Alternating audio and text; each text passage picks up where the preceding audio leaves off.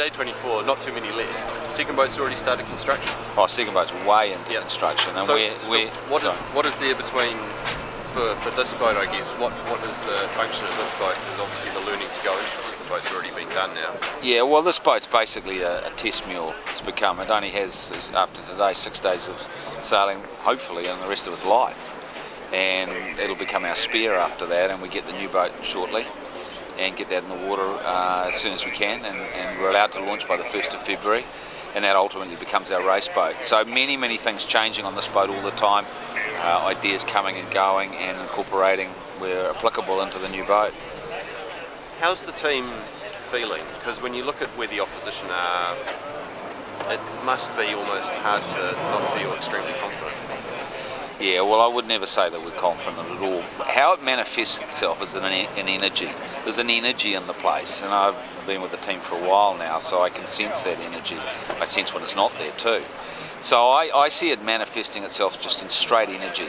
Energy early in the morning, to work late at night, to work shift through the night, to turn us around. And we sailed Saturday, yesterday, today, and we'll probably sail tomorrow, so it's 4 straight on a boat that's incredibly technical to keep going. So if you don't have an energy within the team, you can't keep that going. So the guys are not confident. It's never talked about our chances or how we might go. It's more just an energy to keep the program going on schedule as much as we can. As a sailor, what's it like to sail this boat? Because I imagine it's a hell of a lot of hard work. Physically it's quite a tough boat, but that could be just simply a function of my age. But it's not a difficult boat to sail. Technically it's not that hard for the position I work on the boat anyway. It's just a series of moves you got to learn, and really if you muck your move up, you muck everybody else around you. But the gains to be had in performance based on learning the boat and changing things and making them better are massive. Because the boat goes so fast, a little gain turns into quite a lot of speed, whereas at low speed with a different type of boat, that margin's quite small. So, I mean, we discovered something yesterday, and we didn't know whether we'd be able to do it or not, and we could. We're going like so much faster if we're able to develop that.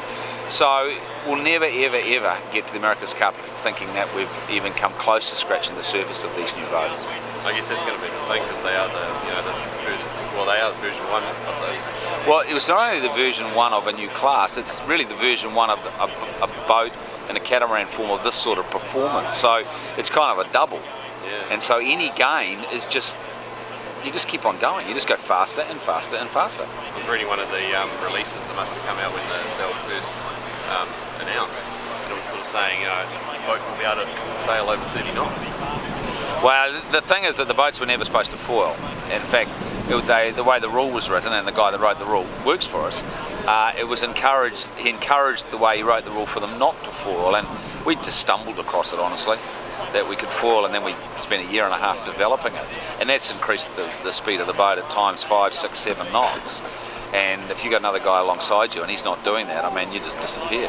It's interesting you say that, because the last couple of days we looked at some of the forums and stuff. Obviously a lot of debate about what all the different teams are doing, and a few people sort of saying who says foiling is going to be the answer or anything. What? But is that significant? Well, no, I think the point that these people are making about is foiling significant are correct, because it's not always right, and you get nothing for nothing. So in theory, if you can't minimise your loss, say upwind, you can't make enough gain downwind. It's in the end, it's an equation. You gain downwind for maybe loss upwind, or reducing the loss upwind.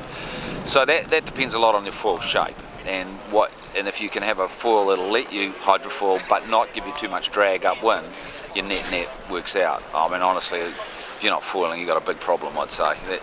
To a certain extent, that might be put out by people that haven't worked out how to do it yet. I'm looking forward to experiencing it. Oh, you're going foiling today for sure.